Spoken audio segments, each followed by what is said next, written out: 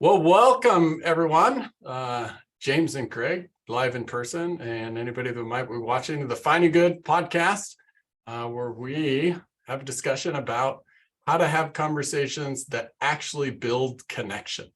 Yeah. So the price of disconnection, as we kind of outlined in a video this week, we call it the disconnection tax.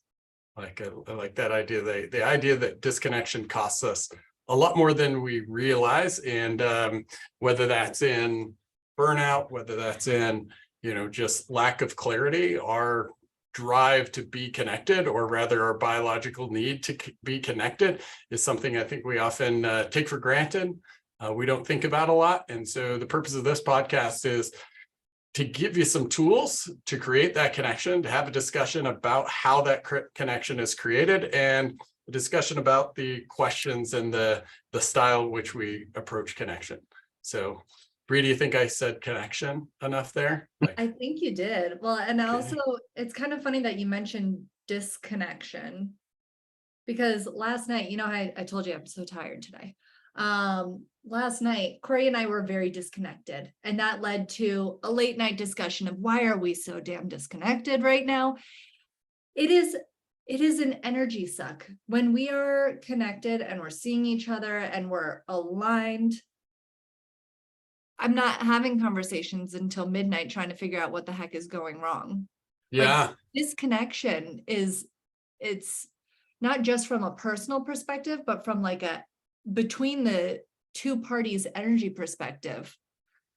It's rough. Yeah, and it's and I think we'll, as a society, perhaps get better and better at being able to watch this happen, if you will, to see it, in as much as connection works in your brain, or rather disconnection, social rejection or social pain is, I think, the term that a fair amount of neuroscientists use. That social pain is similar to if I was sitting in the other room with an open wound, like a fresh cut on the leg, there's a lot of mental energy that's going to go into I need to pay attention to this regardless of what's happening here. I don't care if you're trying to read a book or watch TV or just go about your day. If you have a cut on your leg, your brain's going to be just driving so much energy to we need to fix that cut to survive, that it can't now provide to others. And because your dorsal anterior cingulate cortex will send distress signals if there's that physical pain, and it sends the same signal when there's that what we call social pain. It literally works the same way in the brain. And so when that social pain is happening, your brain just is dedicating resources to survival. Yep. And connection is survival. And that's not my words. That's Surgeon General of the United States, Vivek Murthy. This is one of his biggest campaigns about loneliness. And he talks very, one of my favorite quotes in the book is you are better off being a 15 cigarette a day smoker than you are being lonely. It is that biologically necessary for human beings. And yet 65% of the population in the US is lonely. And that's a pre-pandemic statistic, by the way. And that spiked, and luckily we're starting to get some research back that spike is starting to recede. And I think that that spike has allowed us to see how important connection is. Right.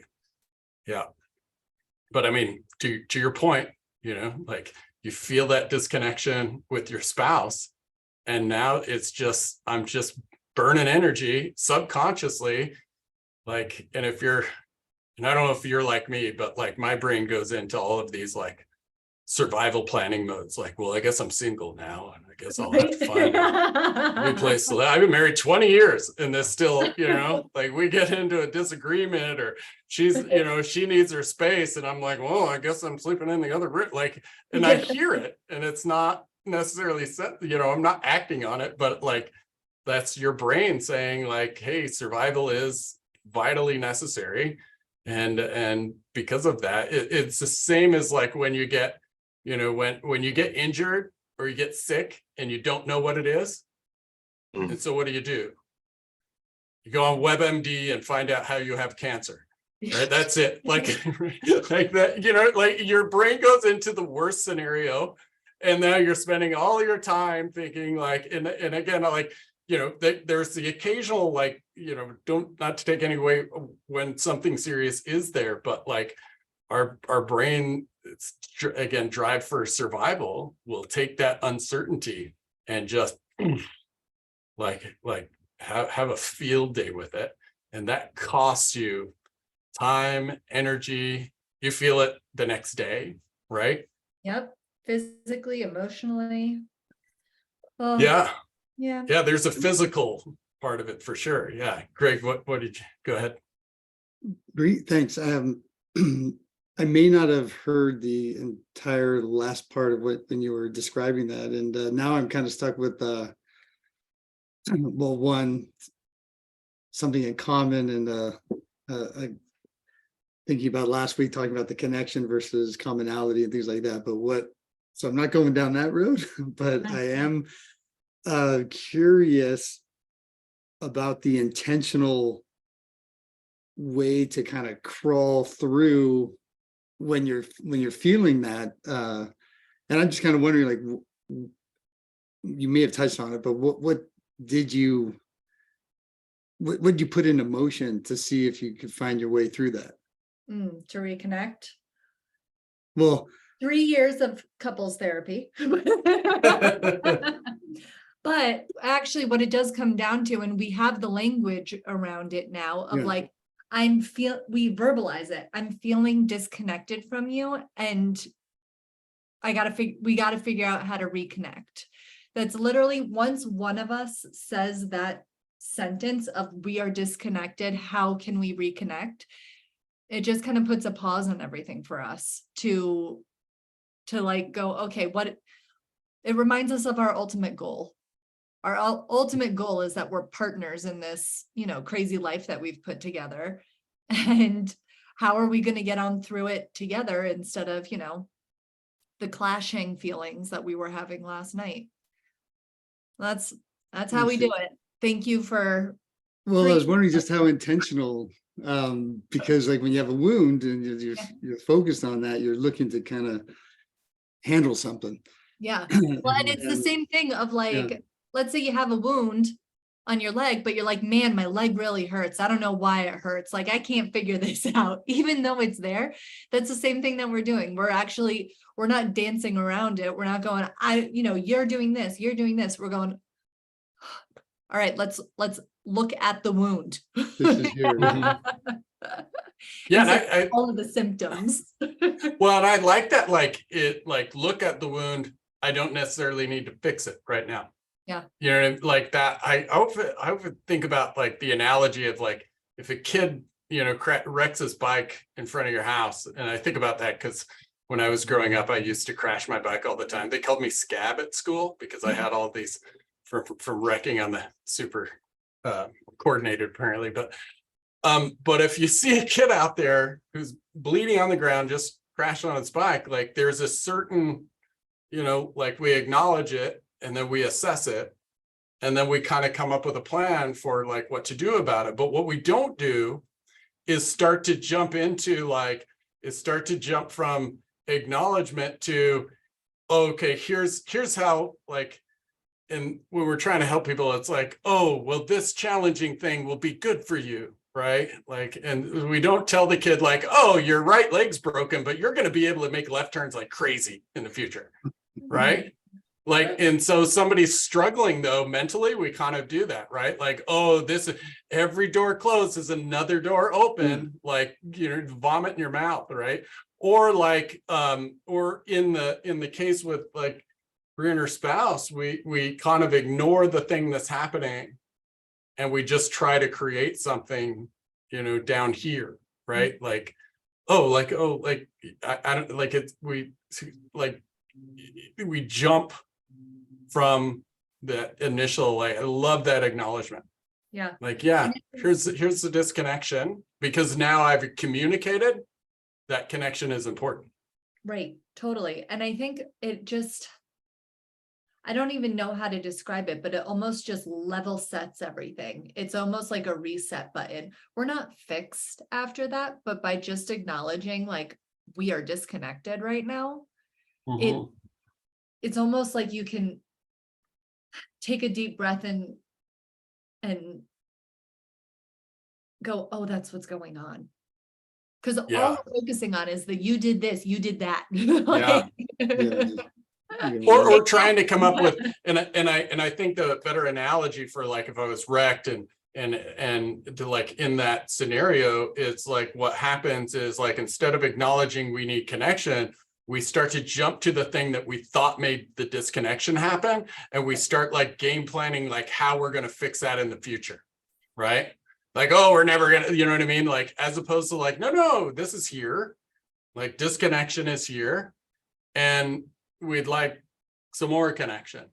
And I think like even just sharing, like we're both having the same experience here. Yep. Like we can get into what caused it or what you do about it later, but like here's this, you know, like this is the underlying thing, not the thing that might have led to it, right?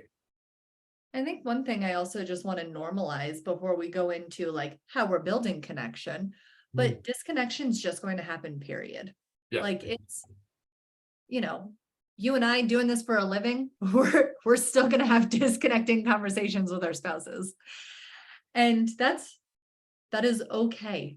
And and so I just want to normalize that the disconnection is okay. As long as we have the tools that we're working on to try a little harder. Yeah. Yeah. Yeah, it's I had a pretty disconnecting conversation last night, trying to have a fine and good conversation. So I'm wailing in that, in as much as like, you know, how to like in that idea of like, you know, how do we create permission and how do we create new ways of engaging that don't disrupt the other person, or, you know, that don't put the other person on their heels. Right. And that's always, there's an art to that, right? Like, but it's that as I'm listening to you, like I feel like I'm thinking about my conversation last night, like I likely jumped a level, you know, in as much as like, oh, here's the thing I'm trying to do, right? Here's the most important thing. What I think I did as I reflect now is I put the important thing being the conversation. I want to do this versus no, it's actually here, right? And that's one of the like, what's that? Like you were, what were you prioritizing in the conversation, and what do you feel that you should have been prioritizing? Like how to have the conversation as opposed to why to have the conversation. Right. And like and if I did the why part a little more clearly, right, and then I could actually like step the conversation down from a vulnerability standpoint, right? Like let's have this one here, right?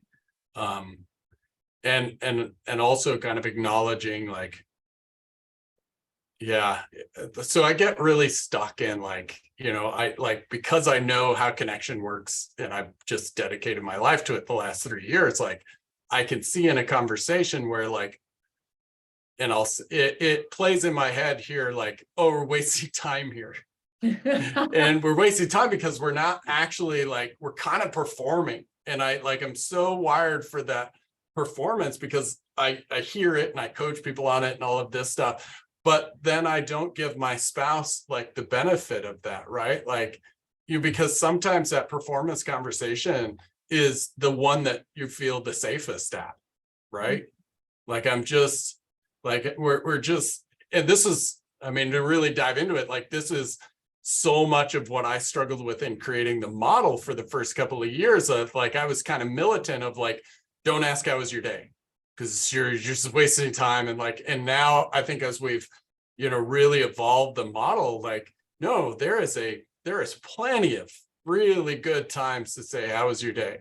Because what you're kind of really saying is, are you on fire? If not, let's just go on about our business. It's a check-in. It's not like, and so like understanding like the levels of connection as opposed to connection as a binary kind of construct, then allows like, okay, this is this person's way of trying to connect. And maybe there's a better way in my mind, but if I don't validate their way, then the progress part is gonna, wait, Jamie's gonna be like calling you tonight, like, good, sorted him out today. Because I was literally struggling with it this morning. She doesn't like it because I get in like she doesn't like what I'm doing and she doesn't believe in my work. Like you get weird, like disconnection just creates just really short-sighted thoughts, you know? Yeah. Go ahead, James. I have a question. What's something that you feel like you needed to say that your spouse wasn't quite ready yet to hear? So in this case, it wasn't necessarily anything that I felt I needed to say. It was what I wanted to hear from her. But like, I think I was tied in a way of like, you know, when we get into having clarity conversations or building confidence in a conversation, like those are, there's a trust level that is required that you build up. There's a transparency that's in there, and the tendency, and especially for me and Bree doing it all the time, the tendency is to believe like, and I, because we talk to people all the time, like the hardest person to have this conversation with is going to be the person you're closest to, because we have agreed upon, like we call it implied ways of interacting, and implicit contract. Like we've kind of habitually agreed on like, this is how we interact, whether or not that's helpful, right? And so in this case, like I'm trying to have this conversation that I know requires vulnerability, it requires trust, it requires transparency. And now I'm putting that on her.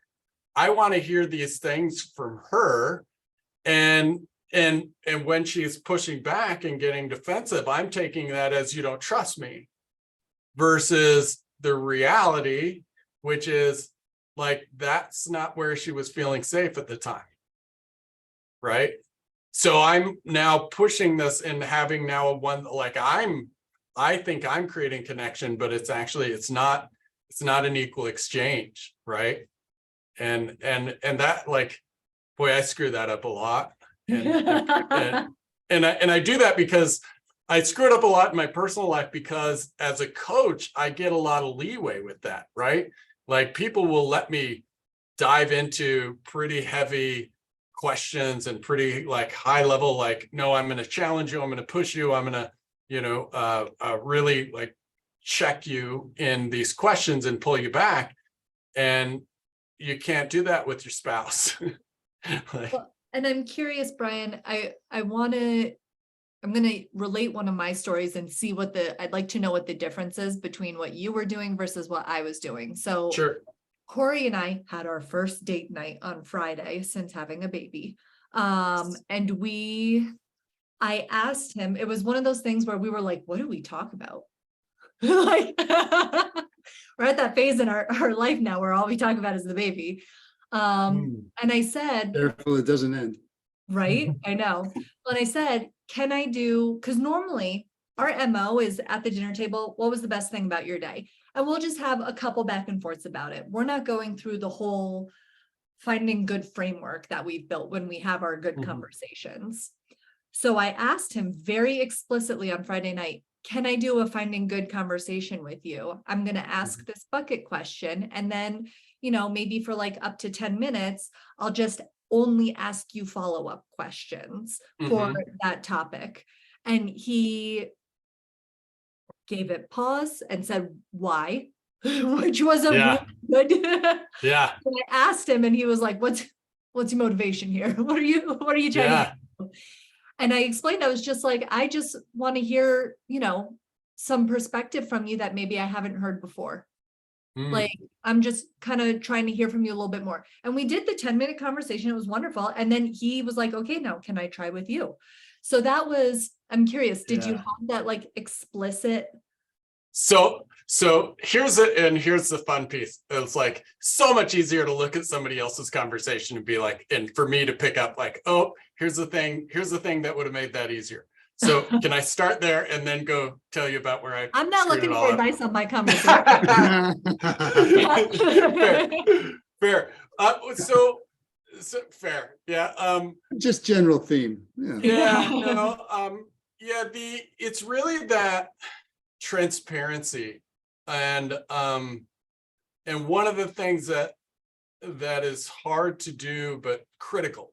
And hearing in how you set it up and then thinking about how I set up the conversation. And we talk a lot about when we're in the certification is like how we set up the conversation is almost more important than the actual question or the course or the conversation that follows. Like what you're doing is creating, right? Like here's the safety, and safety for brain is certainty, right? Like, do I know what's going to happen, right? Some autonomy, right? Do I have some choice in here?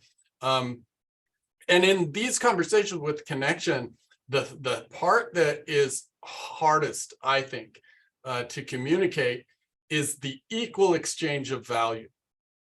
And so if I approach, and this is a bit like where it becomes kind of challenging, and maybe even where I approached it yesterday is communicating like I'm going to continue asking questions about this experience you had because I'm learning from it.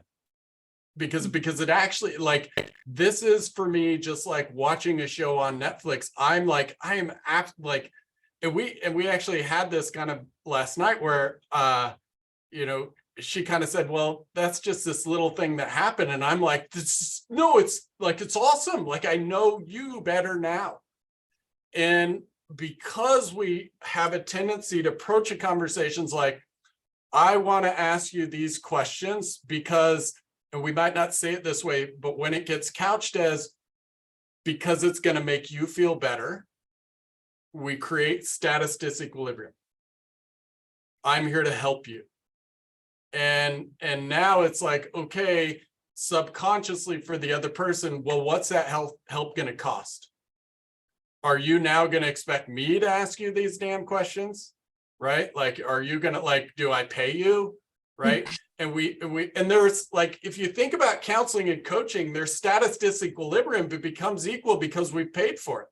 Like, hey, I paid you to listen, so shut up for a while, right? We're comfortable with that. But like when somebody says, I'm trying to help you, then it kind of triggers this net, like we'll allow it for a bit, but like that our brain starts seeking reciprocity, like, okay, and we say things like, sorry, man, I'm overloading you with my problems.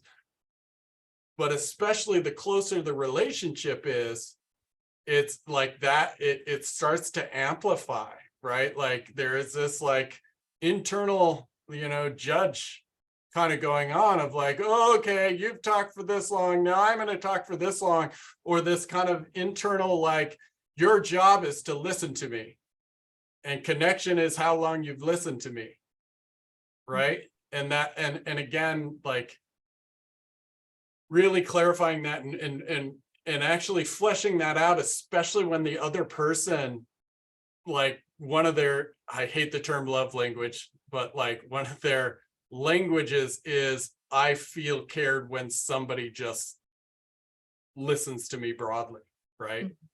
And that, like, for my wife and I, that's a real struggle, because if I don't know what I'm doing in a conversation, it's so much work, right? But if I know what I'm doing, and that doesn't mean fixing that, but that means like, like How you're like where listening. what's that? How you're listening. Yeah, exactly. Yeah. And there's a few more layers in that of like how conversations impact me. So it becomes like that dance of like, how do we make sure this conversation is actually sustainable for both people?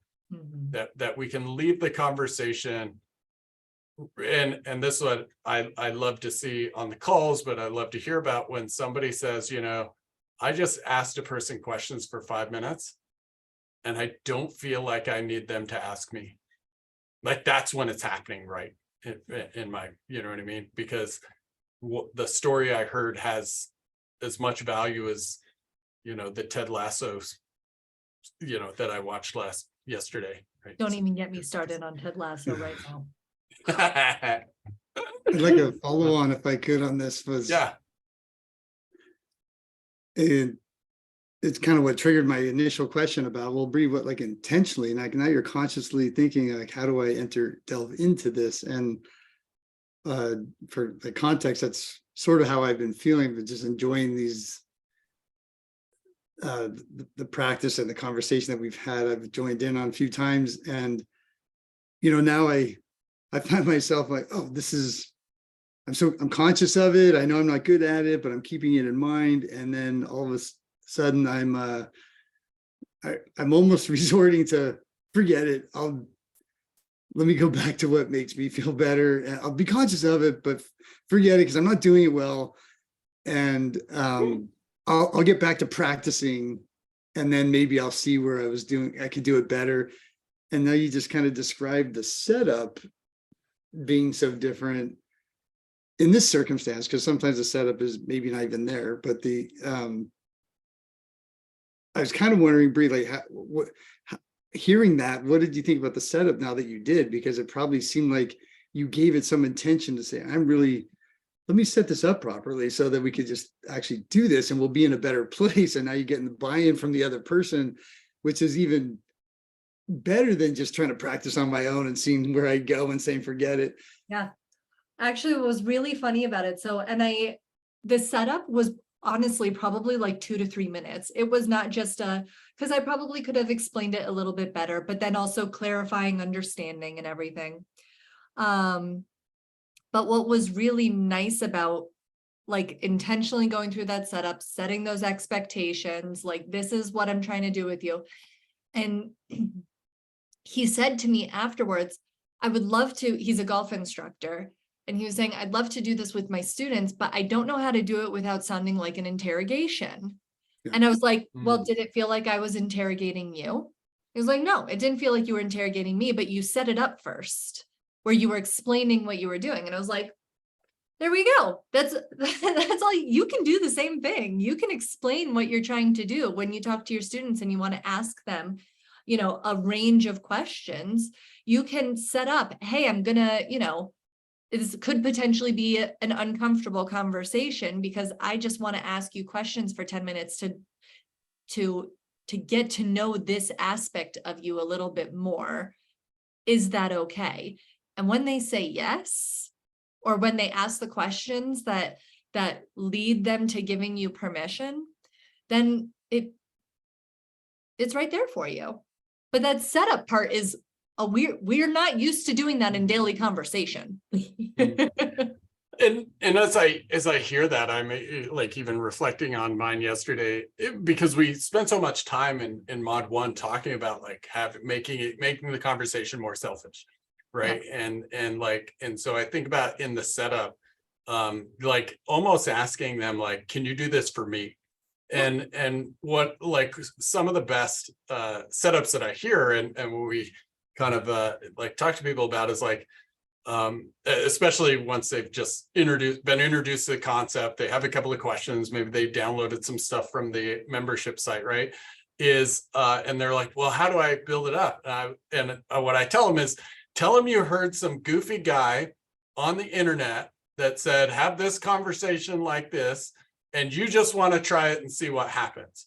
Can you like just, entertain me for 5 minutes? And I'm not like, and it's funny because like now I'm thinking about that as you were talking about that, Bree, and like whether it's your spouse with their coaching people, like really just actually pull that like make it about me, so that they then can experience the benefits a few times before, because what's vital is not having an expectation. Like we tell this parents all the time, if you expect to have a deep conversation with your kid, their radar is up and you're done, right? But like if what your intention is to just be curious and to find out more about their story, because it could be exciting, it could be interesting, it could be right? Like you're not to do anything with the story, but just be entertained by it, be interested in it, be right. Like, and that's when the questions start to come more naturally, like, "Ooh, tell me about this." And like not assuming you know what they say. So well, what does good mean? And when you do that, then the other person has the experience of like, somebody's interested in my story. And so I think like pulling it back, like if I was to redo yesterday, it would just be like, hey, can you do this for me? Right? Like, hey, like this is gonna be awkward. And if it gets too awkward, tell me. You can, you can tell me no, you can stop whenever. But like, could we try this for me? And then when we're done, I would love to know how you experienced it. Mm. Yeah. God, I You screwed that finally up answered my yesterday. question from 10 minutes ago. What was that? Sorry. I said you finally answered my question from 10 minutes ago. Which was how your setup last night was with Jamie oh yeah. yeah. So Yeah. anyway, should we get into the question of the week? I have a tendency Sure, to let yeah. these danglers happen until, Right? even if it has to come out Well, 10 minutes later. well, I'm not quite set on what that question was. well, this is why Bree and I make such a great partnership, is like she brings she pulls me into direction. Otherwise I'm just, off Yep. in And I 15 don't different forget. channels. Yeah, fair. Yeah. Cool. Yeah. Right. So let's actually, the outline of the week. So as we've talked about, like prepping conversation, like here's a question of the week, some science. Bree, walk us through it. All right. So our question this week is, when did you feel the most grateful this week? And we've got, so I love using Berkeley Greater Good Science Center. It's out of Stanford, and literally their content is so understandable and enjoyable to read. So I just want to like promote them a little bit. But the reference that we have in here from Berkeley Greater Good Science Center is talking about gratitude. So we've got this question: when did you feel the most grateful? We hear a lot about people having gratitude practices of like, list the 3 things that you're grateful for. And what's cool, instead of just, listing out the things that we're grateful for, when we have a conversation about what we're grateful for, we get to actually like kind of rewire our brain a little bit for what we're focusing on, and getting in a little bit deeper than just writing down, I'm grateful for this experience that I had. We get to dig in a little bit deeper of, why was it that experience that you're grateful for? What about it made you grateful? What were the experiences? What did you feel that you were getting out of this? And what they've found is when we are able to get our brain into that more gratitude aligned thought process. First off, there's actual like physical health benefits to it. There's mental health benefits as far as decreased anxiety and depression. And not only that, but it actually changes, what they found is it changes people's brains on how they're interacting with others. Almost, they call it from a morality perspective, but basically it makes people a little bit more generous in how they're interacting with one another. So I love this question from the concept of like, talking about how did you feel most grateful this week? This can drive us to be a little bit more generous in our behaviors and our conversations as well. So that's our question of the week. I remember, I actually can think back to like when we first utilized this question, or a version of this question, like almost 2 years ago. Mhm. And that like what they were talking about, like the specific region of the brain was the medial prefrontal cortex. And it actually makes that region more sensitive to gratitude. And that has that like transitory effect into compassion and empathy and things of that. Like if I'm grateful for this, then it's easier then to be more compassionate, more empathetic, and those sorts of things. And I haven't seen any research as to how gratitude affects the right amygdala, which is where we can actually, like the size, if you will, of the right amygdala seems to have some correlation with empathy. But I would imagine that there is some tie in there. But like gratitude is a feeling. Mm-hmm. And if I just list what I'm grateful for, I might not actually feel it while I'm making the list, right? But if I'm asking, like if I have somebody and engaging me on the story of when I felt grateful, not only do I re-experience that feeling, Mhm. but what happens is the other person has the same feeling while I'm sharing that story. Yep. Right. And that like, and that's the change of the brain that Bree's talking about. Like we're literally like, it's like having a you know, a workout partner, and we're both kind of running together. Only this you can do in your pajamas, right? Well, and what's so cool about this, the way that you just framed that, it's like we have one, let's say it's one, you know, experience that someone's grateful for, and they experience that once. By having this conversation, that turns into 3 experiences. Tell me about 3. So because they've experienced it already once, Mhm. having the conversation, they get to experience it again. We're pulling those feelings up again. And then as the person asking the question, I get to experience what it felt like Yeah. through them. So Mhm. literally one event turns that we could just have that feeling once, we get to then compound that by going through this conversation, which is really exciting from like a, you know, how we're engaging Yeah. others' perspective. Yeah, and the fun part of that is like deepening your understanding of where gratitude could be found, right? Yeah. Like this, I mean, that happens so often. Like, what do you know, where did you feel the most grateful this week? And, you know, somebody talking about everything from hanging out with their dog to, I remember vividly one of the earlier conversations where the person was just talking about letting their kid out of the car to go off to school. And they had this moment of like, I won't get to do this forever. And just really like sitting there.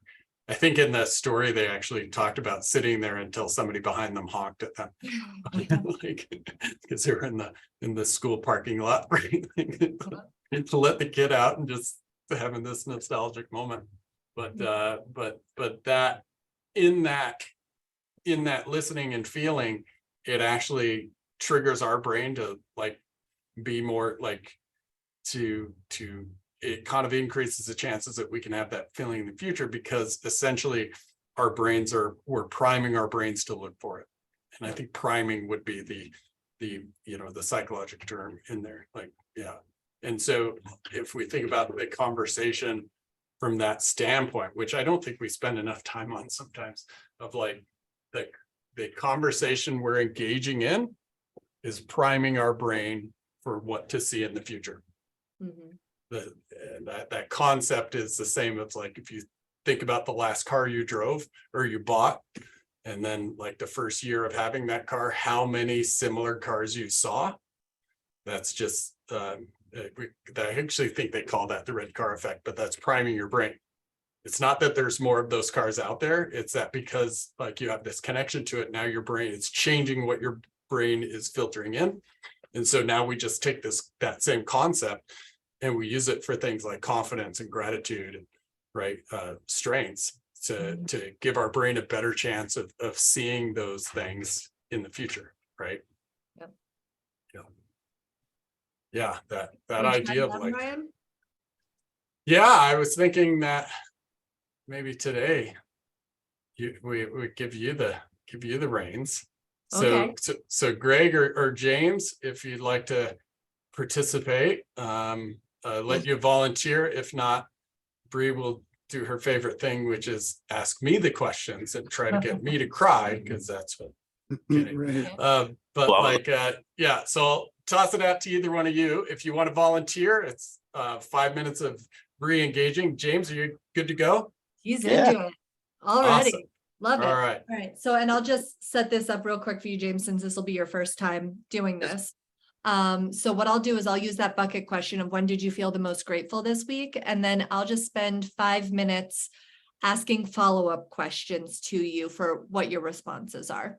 And what I will ask, since we've got 5 minutes, just to make sure like that initial response where you're kind of framing it up of this was the thing that I was grateful for, try to keep that to just a couple sentences so that it's easy to go on like 5 minutes of being like, these are all things that I'm grateful for. So are you ready? all right. At the end, do I get the extra question? If Oh, you absolutely. do. Okay. All right. Awesome. James, when did you feel the most grateful this week? It was Monday. I had a Zoom call with a client at work, and she got to tell me her entire life story. And for the first time, to be able to like listen to someone tell you their story without any like prerequisite and stuff like that shows a feeling of trust or a feeling of warmth that I'm able to Mhm. give. The fact that I was able to be aware of that was great. I was appreciative of that. So can you tell me a little bit more about like the particular part of that that made you grateful? Was it that she was comfortable with you? Was it that you set it up? What about it kind of led to that grateful feeling? She said, "Thank you for listening." Mm, And that was simple, but very like, very, I can only, as she told me a story, she's been through a lot. And yeah. just to listen just for a few moments was everything for me. Did you realize that you were having that impact on her before she said thank you? No, absolutely not. It was, I guess that's the spectacular moment for me. It's just like, it was second nature to Yeah. sit and listen. Mm, it was second nature for you. I'm curious, how often, like it's second nature to you, which then makes me think that you're doing that on a regular basis of listening to people. How do you, if they don't explicitly say thank you, do you know that you're having that impact on them? So I guess when it comes to that, I'm battling against myself and not trusting myself that that's actually who I am. Yeah. And because that's exactly who I want to be. And Mm, so getting the confirmation feels good, but also understanding at the same time just who I am without confirmation is yeah. a journey. Mm. And you say that's who you are, that's who you want to be.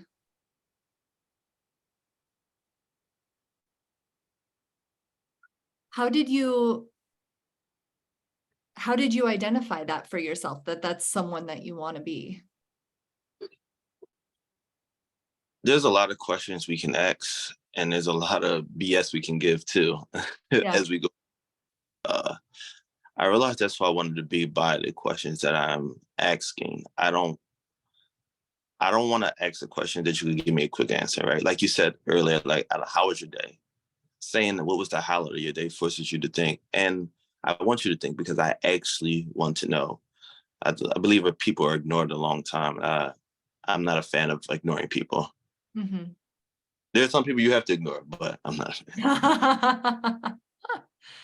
So then what's the flip side of that? You said you don't want to be the one to ignore people. So what does that mean you are doing? Who is the person that you are putting out into the world? Someone who doesn't want to be ignored. Hmm. What's the flip side of that? Like someone who doesn't want to be ignored. Tell me, like, then what is? Well, if there's ever a day that I stop listening, I'm always afraid that like maybe there'll be a day when everyone will stop listening to me as well. Mhm, And be one of the most important days or when I need it the most. And I mhm, just rather dance with people. So I just rather listen to it all. mm.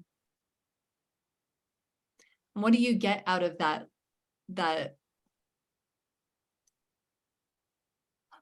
opportunity to listen to others? What do you gain from that? It's it's an internal calming that I know that even though we all have different stories and different life, we all have the same feelings, the same nerve, same fear, the same bravery, and the same gratitude. And just to hear it and see it in different versions goes a long way for me. Hmm.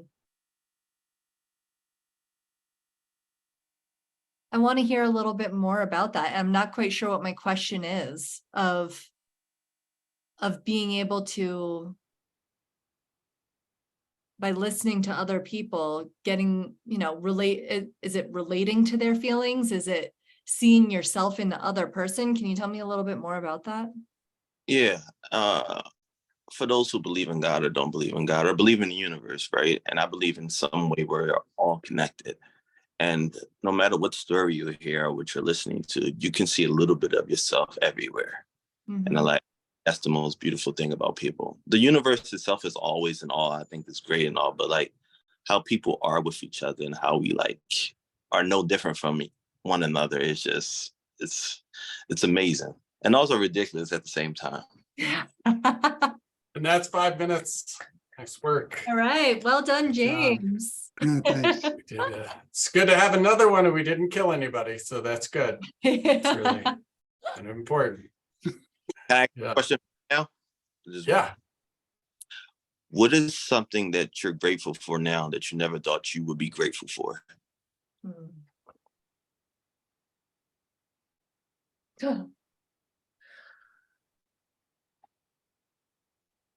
I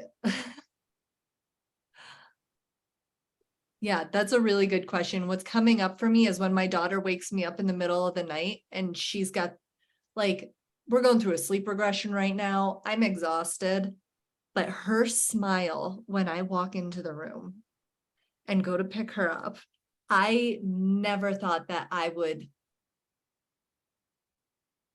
be so happy to be woken up at 2 a.m. I'm grateful for that little smile of hers.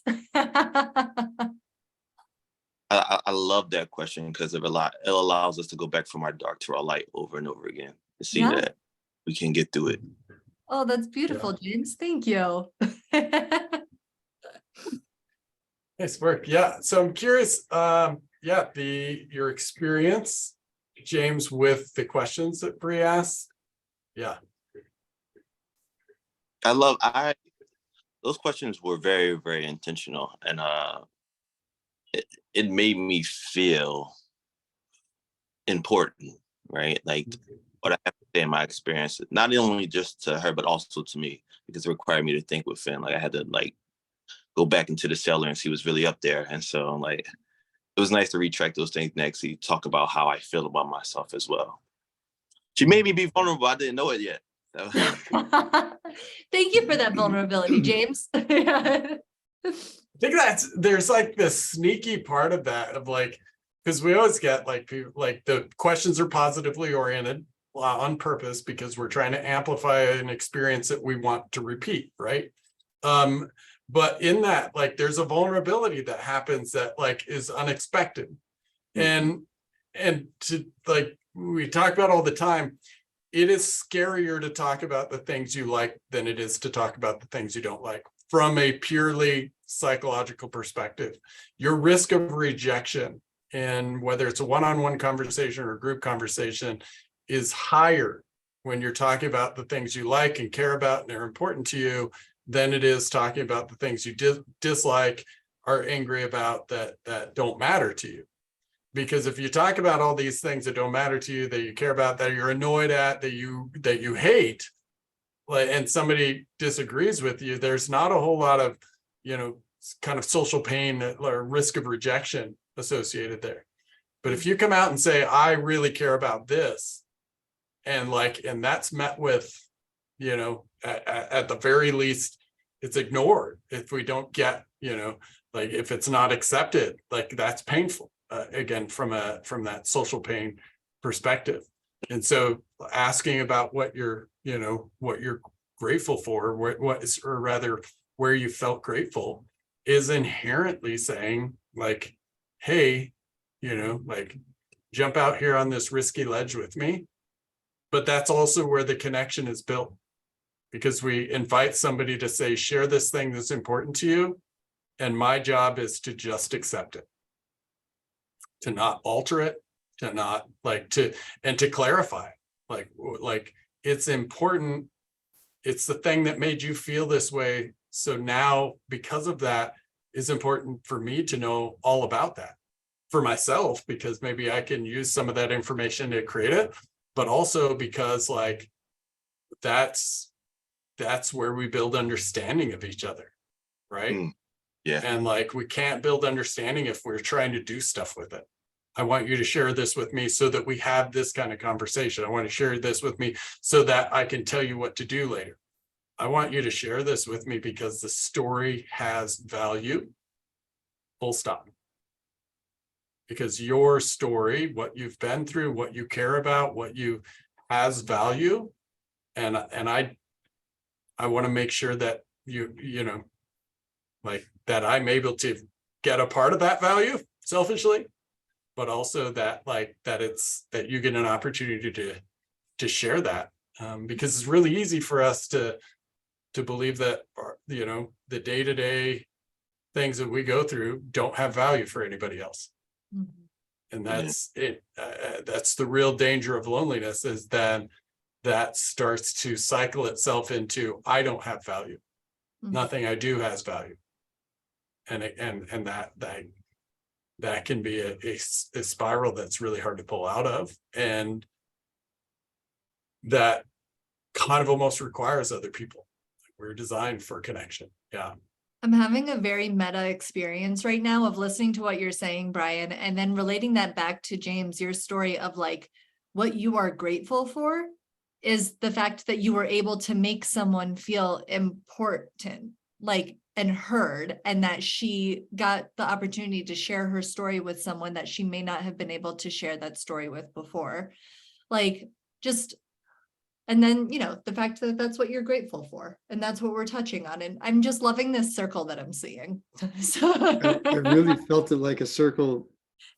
You know, it didn't throw me off by you being grateful for that moment, but what was really more powerful is how you were experiencing the feeling again, to how it validated you on your journey to this confidence about what, like Brian was saying, the value of you. Like, so it was really interesting to think the gratitude, because being service to someone and being seeing they're appreciative, but that was half of it, and the other half, or whatever proportion, was like shining back on you, and you were able to actually recognize that. And so it's almost like you got a double whammy out of that gratitude.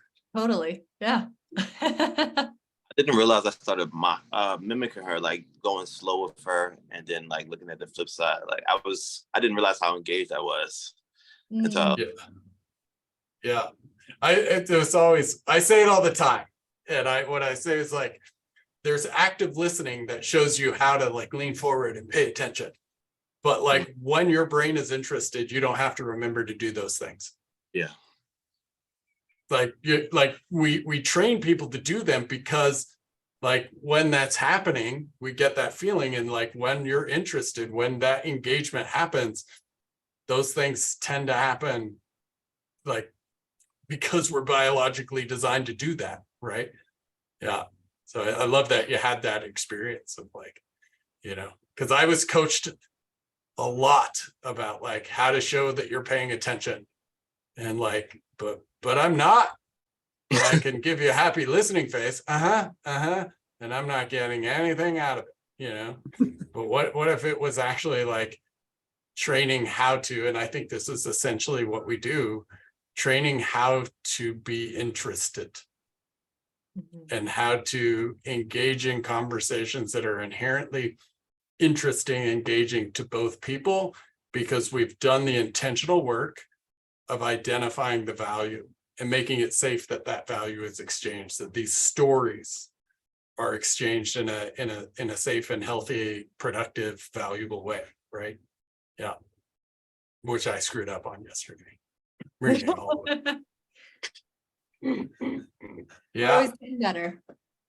Yeah, well, we just have 2 minutes left, so just outlined, like to let everybody know that every week we have a chance for people to try these on, to do kind of have that kind of clarification process in a conversation with often a complete stranger. Friday mornings at 8 a.m. Mountain and then noon Mountain through the Finding Good membership. And that's free for 2 weeks, $5 a month after that, but they're free. The outlines of the week, the question of the week are in that membership, as well as a bunch of other resources, because one of our big intentions is to give as many people access to this as possible. And then beyond that, we do certification program. That's 6 months of really diving into this and seeing how to apply this in different levels in whatever business you might be or position might be, or just in your own life. And then outside of that, the workshops and keynotes that we provide all on the website. And I love these conversations. I know. So we will This be is here great. next week, and I'll probably do a better job of promoting it between now and then. But I definitely want to say thank James and Greg for joining. We'll end the recording, and I'll hang out if you all have any questions. But I want to thank you too for joining. Anybody else for listening? Thank Bree for jumping in and doing the questions today. And we'll see you all next week.